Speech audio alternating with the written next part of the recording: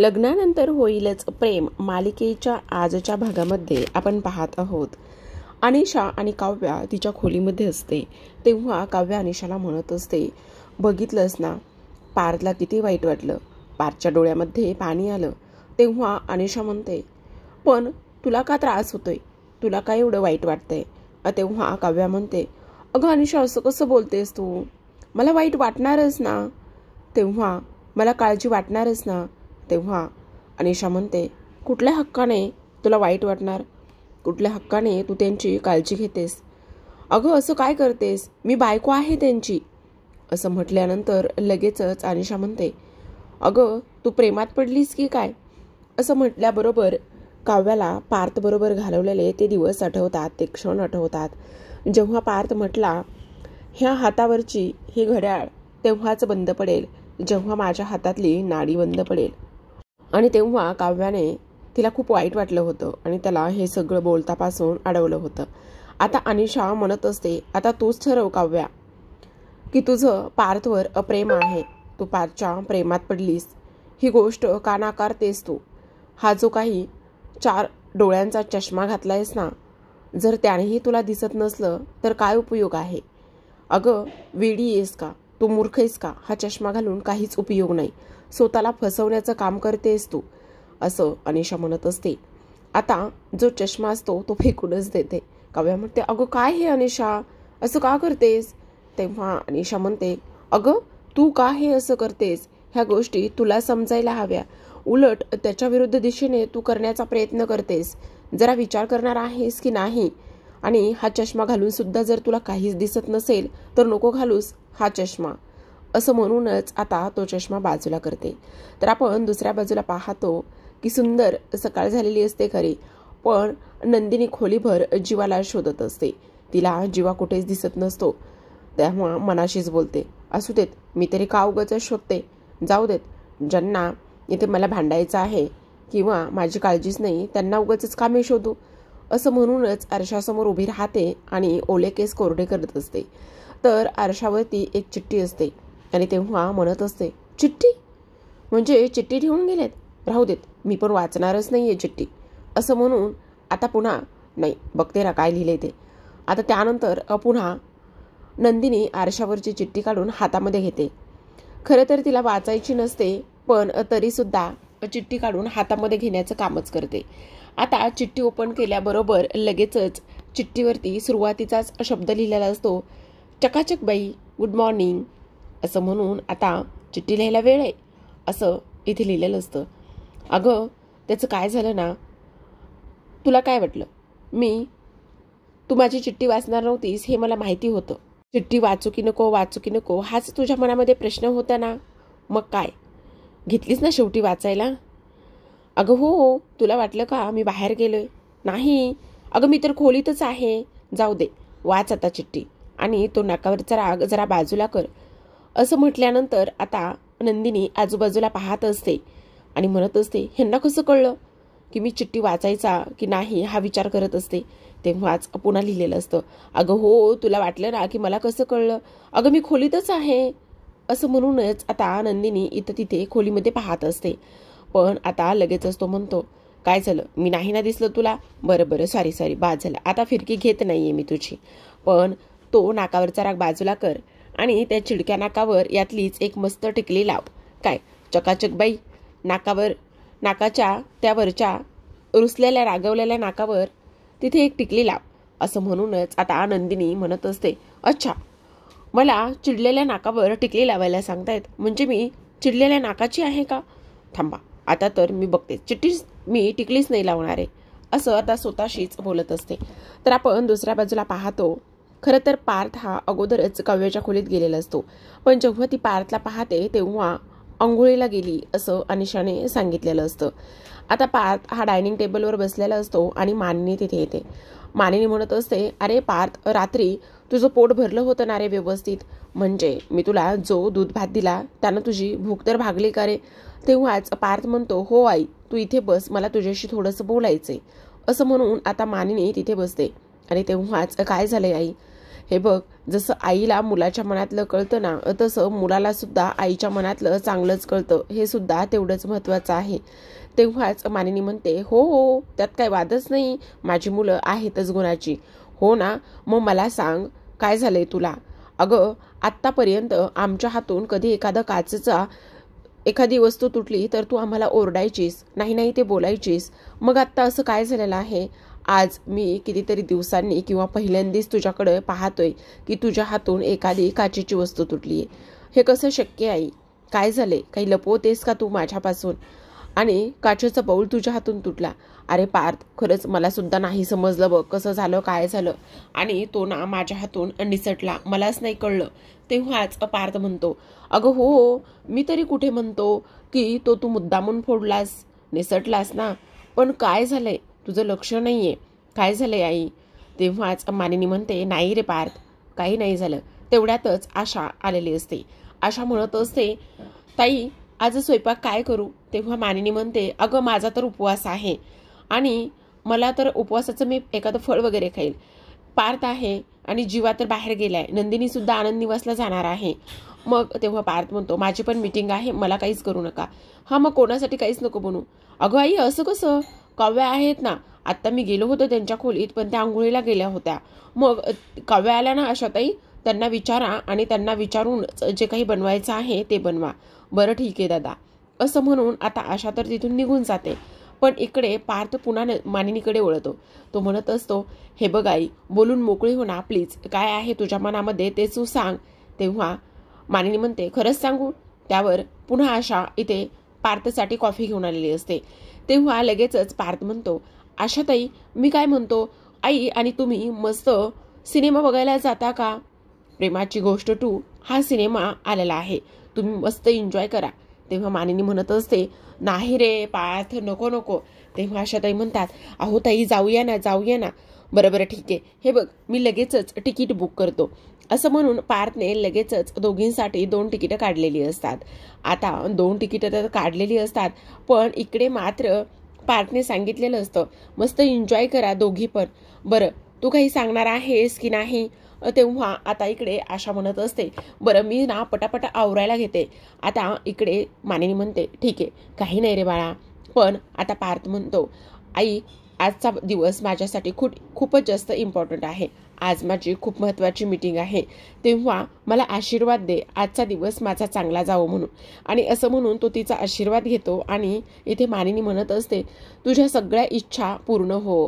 असं म्हटल्यानंतर मानिनीच्या मनामध्ये विचार येतो, पार्थ आणि माझ्या दोन्ही मुलावरती कोणतंही विघ्न येऊ नको आणि त्यांचं सगळं काही व्यवस्थित हो, अशीच इथे देवाकडे प्रार्थना करते. तर आता इकडे दुसऱ्या बाजूला आपण पाहतो की जीवा लवकरच आता ऑफिसला गेलेला असतो.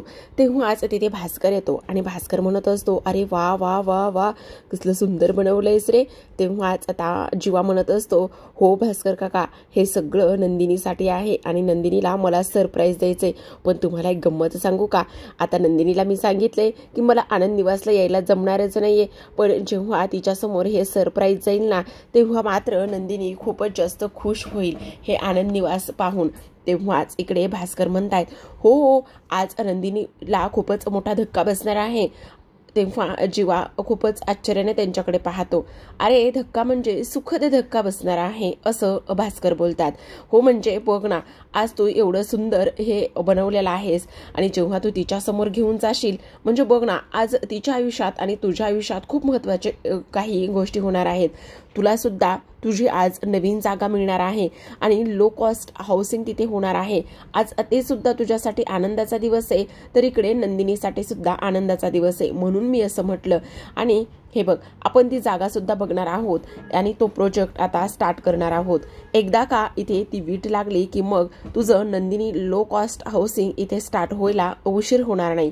तेव्हाच आता जीवा म्हणत असतो, पण खरं सांगू का, इथे आपण जो प्रोजेक्ट करणार आहोत त्या जागेवरती किंवा तिथे राहणाऱ्या लोकांबद्दल मला खूपच वाईट वाटणार आहे. म्हणजे मी चाळी ते बंगल्यापर्यंतचा प्रवास सगळा अनुभवलेला आहे.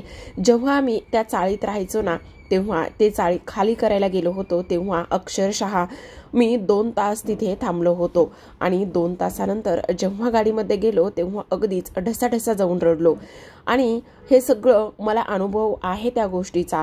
म्हणूनच तेव्हा आता भास्कर म्हणतो, अरे ठीक आहे ना, पण सगळ्यात महत्त्वाची गोष्ट म्हणजेच की तुझ्यासुद्धा लो कॉस्ट हाऊसिंगमध्ये कोणीतरी अशीच लोक छान राहायला येणार आहेत ना, मग तू त्या गोष्टीचा फक्त आणि फक्त इथे विचार कर, बाकी कोणत्याही गोष्टीचा विचार करू नकोस.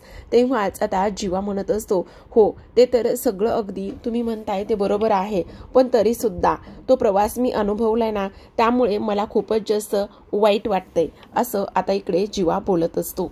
हे सगळ्यात महत्त्वाचे म्हणजे तुझ्या स्वप्नांची पहिली वीट तिथे लागणार आहे आणि ते पाहून तुला सुद्धा आनंद होणारच आहे ना. तेव्हाच जीवा म्हणतो, हो तिथे माझ्या स्वप्नांची पहिली वीट लागणार आहे, पण त्या जागेवरती किंवा त्या प्रॉपर्टीवरती जी काही लोक येणार आहेत ना राहायला, त्यांना मी होमली फिलिंगची इथे नक्कीच उपलब्ध करून देण्याचा प्रयत्न करेल. तर इकडे आता लगेचच भास्करने ते आनंद निवासचं प्रोजेक्ट हातामध्ये उचललेलं असतं आणि ते म्हणत असतात, खरं तर आता आपण त्या प्रॉपर्टीवर लवकरच जाणार आहोत आणि असंच तुझ्या आनंद निवाससारखंच एखादी प्रॉपर्टी आपल्याला जमीन उद्ध्वस्त करावी लागणार आहे. आणि तेव्हा त्याच्या हातून ते आनंद निवासचा प्रोजेक्ट खाली पडतो आणि तेव्हा सॉरी जीवा, बाय मिस्टेक. तेव्हाच जीवा म्हणत असतो, it's okay, I can understand. असं म्हटल्यानंतर तो म्हणतो की भास्कर सर, तुम्हाला एक गोष्ट सांगू का, मी आहे तोपर्यंत इथे नंदिनीच्या आनंद निवासला धक्का सुद्धा लागू देणार नाही. तेव्हा भास्कर त्याला म्हणत असतो, तथास्तु. आणि तेव्हा तो म्हणतो, बरं मी काय म्हणतो, आता मी ही ॲनिव्हर्सरीचा कार्यक्रम लवकर आटोपतो आणि तसाच तिकडे तुम्हाला जॉईन होतो. तेव्हाच भास्कर म्हणतो, हो आता लगेचच आम्ही सुद्धा तिकडे जाणार आहोत, पण जीवा बहुतेक खूपच मोठं वादळ येणार आहे बघ. असं म्हटल्यानंतर जीवा आता तिथून निघालेला असतो. तर आपण दुसऱ्या बाजूला पाहतो की नंदिनी खूपच छान तयार होऊन आनंद निवासमध्ये आलेली असते. आनंद निवासमध्ये आल्यानंतर सगळ्यांनी ऑलमोस्ट बरीच तयारी करून ठेवलेली असते. डेकोरेशन केलेलं असतं, लाईटच्या माळा बऱ्याच ठिकाणी सोडलेल्या असतात आणि इकडे ती आल्यानंतर आता सगळ्या जणी तिच्याकडे येतात. सगळ्या जणी तिच्याकडे आल्याबरोबर तिची थोडीशी खेचण्याचं काम करतात. बहुतेक आनंद निवासमधल्या प्रत्येकाला माहिती असावं की आता इकडे जीवा येणार आहे म्हणून. नंदिनीला म्हणत असतात, वाव नंदिनी ताई, तू कसली सुंदर दिसतेस, बापरे लयच भारी दिसतेत. आणि टिकली तर खूपच छान दिसते, बहुतेक जीवादादाने दिली आणि त्यामुळे जीवादादांनीच तुला टिकली लावली असेल बहुतेक, त्यामुळेच तुझ्या चेहऱ्यावर एवढा ग्लो आलेला आहे. पण तेव्हा एक मुलगी म्हणत असते, अगं काय हे, पण जीवादादा कुठे, तू का नाही आला. तेव्हा आता नंदिनीला राग आलेला असतो, एकतर जीवा इथे आलेला नाहीये आणि वरून ह्या मुली मुद्दामच त्याचं कौतुक इथे सोहळा करत असतात आणि त्याच्या येण्याची वाट पाहतात. आता नंदिनी म्हणते, काय करायचं आहे जीवाचं, त्यांना आपल्यासाठी आणि आपल्या आनंद निवाससाठी अजिबात वेळ नाही देण्यासाठी, आणि एवढी वर्ष झालं आपणच आनंद निवास चालवतोय ना, मग अजिबात त्यांचं नाव नाही काढायचं. चला काय चाललंय तुमचं, आपापली कामाला लागा चला. असं म्हणूनच आता सगळ्यांना ती तिथून जायला सांगत असते आणि स्वतः तर खूपच रागराग करत असते. आता लगेचच पुढे येते त्यातील दुसरी मुलगी पुन्हा नंदिनीकडे येते आणि म्हणत असते, अगं नंदिनी ताई, पण नंदिनी इथे कुठले हे असते, ती खूपच चिडलेली असते. म्हणत असते, गेली 10 वर्ष झालं मी आनंद निवास चालवते, प्रत्येक वर्षी मी सगळी तयारी करते ना, आणि ह्या मुलींना काल आलेल्या जीवाची काळजी आहे. त्यावर एक मुलगी येते आणि म्हणत असते, अगं नंदिनी ताई, रेखाताईंना सुद्धा आज यायला जमणार नाही, त्यांच्या बाळाचं बारसं आहे ना, म्हणजे त्यांच्या भावाच्या मुलाचं बारसं आहे त्यामुळे. अच्छा हां, हे रेखाताई पण नाहीये, जीवा पण नाही येतं आणि दोघं पण नाही येतं, पण मी सुद्धा उगाचच जीवाने दिलेली टिकली लावली, काय गरज होती मला सुद्धा जीवाने दिलेली टिकली लावायची. असू देत, ह्यांना ना ह्या माझ्या आनंद निवासच्या ॲनिव्हर्सरीपेक्षा ना इकडे त्यांना त्यांचा बिझनेस आणि ते सगळं महत्त्वाचं आहे. मी पण कशाला उगाचच वाट पाहते त्यांची. तेवढ्यातच पुन्हा एक दुसरी मुलगी येते आणि ती म्हणत असते, अगं नंदिनी ताई, तू म्हटली होतीस ना की ह्या जागेच्या ओनरला फोन करायचा आहे म्हणून, आणि त्यांचा फोन झाला का. तेव्हाच आता नंदिनी म्हणते, अगं हो बरं झालं आठवण केलीस, खरं तर मला शिरीष काकांना फोनच करायचा आहे. इन्व्हाइट करण्यासाठी मी तसं 2-3 वेळा त्यांना फोन लावला आणि आपलं आज रेंट ॲग्रीमेंट सुद्धा रिन्यू करायची आजचीच डेट आहे. ह्या सगळ्या गोष्टीसाठी मी खरं तर फोन केला होता, पण काय आहे ना त्यांनी फोन काही उचलला नाही, पण आता तू आठवण केलीस ना तर मी लगेचच त्यांना फोन करते. असं म्हणूनच आता ती लगेचच त्यांना फोन करायला घेत असते. मी ना लगेचच त्यांना कॉल करते असं म्हणून आता लगेचच नंदिनी पर्समधला मोबाईल काढते आणि शिरीष काकांना कॉल करते. खरं तर नंदिनीचं शिरीष काकांसोबत आणि ह्या आश्रमासोबत खूप जुनं नातं आहे. तिचं शिरीष काकांसोबत खूप चांगले आणि जवळचे संबंध आहेत. आता नंदिनीचा फोन पाहिल्यानंतर ते लगेचच उचलतात आणि म्हणतात, हां बोल नंदिनी बेटा, कशी आहेस? अहो काका मी ठीक आहे, पण तुम्ही कसे आहात? गेली कित्येक दिवस झाले मी तुम्हाला फोन करण्याचा प्रयत्न करत आहे, पण तुमचा काही केल्या फोन लागतच नाहीये. हां बोल ना. अगं मी ना थोडंसं आउट ऑफ होतो, त्यामुळे थोडासा नेटवर्कचा प्रॉब्लेम होता. बरं तुम्ही आत्ता आहात ना इकडे, तर तुम्हाला एक गोष्ट सांगायची होती. काय ना, आज आपल्या इथे आनंद निवासला 10th इयर्स कंप्लीट झालेले आहेत आणि इथे एक छोटीशी ॲनिव्हर्सरीचा कार्यक्रम इथे ठेवलेला आहे आणि शिवाय आपलं रेंट ॲग्रीमेंट जे आहे ना ते सुद्धा रिन्यू करायचं आहे ना, म्हणून म्हटलं तुमच्याशी एकदा बोलून घ्यावं. तेव्हाच अगं त्याचं काय आहे ना, मी आणखी आलेलोच नाहीये. असं काय म्हणताय काका? आत्ता तर तुम्ही म्हटलात ना की मी इथे आलेलो आहे म्हणून. अगं ते ना, अगं नंदिनी सॉरी जरा नेटवर्कचा प्रॉब्लेम आहे, तुझा आवाज व्यवस्थित येत नाही. हॅलो नंदिनी असं म्हणूनच आता इकडे काका म्हणत असतात, अगं आपण ते आल्यावर सविस्तर बोलू ना. तेव्हाच नंदिनी म्हणते, हो काका, त्यासाठीच तर मी तुम्हाला फोन केलाय. म्हटलं सविस्तर बोलून घ्यावं आणि तुम्हाला इन्व्हिटेशन सुद्धा द्यावं. एक छोटासा कार्यक्रम आहे, तर नक्कीच तुम्ही याल म्हणून. असं म्हटल्यानंतर आता इकडे ह्या सगळ्या गोष्टी बोलून झाल्यानंतर, अगं ते सगळं आपण करून घेऊयात. हो काका, पण काय आहे ना, सगळ्या गोष्टी वेळेत झाल्या ना तर मग टेन्शन राहत नाही, म्हणून म्हटलं इथे ॲग्रीमेंट करून घ्यावं. असं म्हणून आता जेव्हा नंदिनी बोलत असते तेव्हाच मात्र ह्यांचा आवाज जातो. आता ह्यांचा आवाज गेल्यानंतर इकडे नंदिनी म्हणत असते, असे काय आहेत हे काका? खरं तर इथे मी फोन केला होता आणि फोन केल्यानंतर हे असे कसे बोलू शकतात, मला काही कळतच नाहीये. आणि तेव्हा इकडे ह्या सगळ्या गोष्टी बोलल्यानंतर आपण पाहतो की आता इकडे दुसऱ्या बाजूला वसुंधरा बसलेली असते गेम घेऊन आणि तेव्हा रम्या तिथे येते. आता रम्या तिथे आल्यानंतर ती म्हणत असते, अगं आई काय चाललंय तुझं हे? एकटीच काय खेळ खेळतेस? अगं एकटी कोण बरं खेळ खेळतं? असं कोणी करतं का गं? तेव्हाच इकडे ती म्हणत असते, अगं मी एकटीच खेळ खेळणार आहे, कारण आजचा महासंगमाचा दिवस आहे. अगं पण तुझं काय चाललंय ते तरी सांगणार आहेस का नाही मला? आई पण हा खेळ एकटीने खेळायचा नाहीये. तेव्हा वसुंधरा म्हणत असते, गेम ओव्हर होणार आहे, राजाच आपल्या वजिराला मारणार आहे. तेव्हा आता इथे रम्या म्हणते, अगं आई पण मला एक गोष्ट सांग, राजाच आपल्या वजिराला कसं काय मारू शकतो? तेव्हा वसुंधरा म्हणते, अगं बुद्धिबळाच्या खेळामध्ये राजा आपल्या वजिराला नाही मारू शकत, पण मी रचलेल्या डावामध्ये, मी रचलेल्या खेळामध्ये नक्कीच राजा जो आहे तो आपल्या वजिराला इथे नक्कीच मारू शकतो. असं आता इथे बोलते. आता ह्या सगळ्या गोष्टी बोलल्यानंतर रम्याची चिडचिड होते आणि ती म्हणते, अगं आई प्लीज तुम्हाला जरा समजन असं काही गोष्टी सांगणार आहेस की नाही? ग पण आई मला एक गोष्ट सांग ना, राजा कोण आणि वजीर कोण? काय चाललंय तुझं? मला तर आई काहीच कळत नाहीये. तेव्हाच आता वसुंधरा म्हणत असते, कळेल ना, तुला सुद्धा सगळंच कळेल आणि वेळ आल्यावर. कारण आज फक्त खेळ नाही होणार आहे किंवा संगम नाही होणार आहे, तर आज महासंगम होणार आहे. सगळे आता समोरासमोर येणार आहेत आणि त्या गोष्टी सगळ्या तुला सुद्धा समजतील, असं वसुंधरा रम्याला सांगते. तर आपण इकडे दुसऱ्या बाजूला पाहतो की आता अनिशा फ्रेश होऊन बाहेर आलेली असते. तर जेव्हा अनिशा बाहेर येते तेव्हा काव्या पुस्तकी किडा पुस्तक घेऊनच बसलेला असतो. तेव्हाच आता अनिशाच्या हातामध्ये ओला टॉवेल असतो आणि ती मुद्दामच काव्याच्या तोंडावर झटकते. तेव्हा काव्या म्हणते, काय हे? तरी अनिशा इग्नोर करते आणि पुन्हा स्वतःचं आवरण्यासाठी आरशापुढे उभी राहते. त्यानंतर पुन्हा काव्या तिचा अभ्यास करते. तर अनिशा पुन्हा आता तिथे येते आणि पुन्हा एकदा तो टॉवेल झटकण्याचं काम करते. आता काव्या चिडते आणि म्हणते, अगं काय चाललंय तुझं हे? अशी का करतेस तू? तेव्हाच आता अनिशा म्हणत असते, अगं माझं ठीक आहे, पण तुझं काय चाललेलं आहे? अगं काढून टाक म्हटलं होतं तुला तो चष्मा. तुला जर 4 डोळ्यांनी दिसत नसेल तर का घालतेस तो चष्मा? काढ म्हटलं होतं.